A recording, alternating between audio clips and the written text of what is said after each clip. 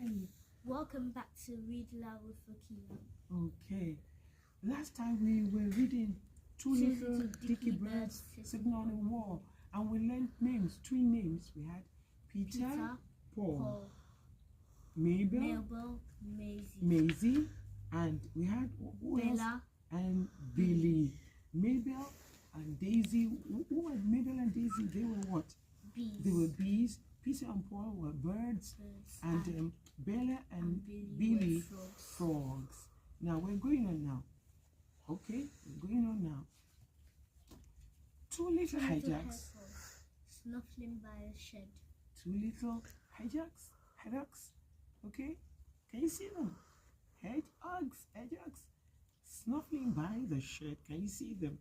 Okay, one named Freda, one named Fred. Snuffle off. Come on. Snuffle off, Freda. Snuffle off, Fred. Okay, that's it. We learned there now. Fred and Fred. Come back, Freda.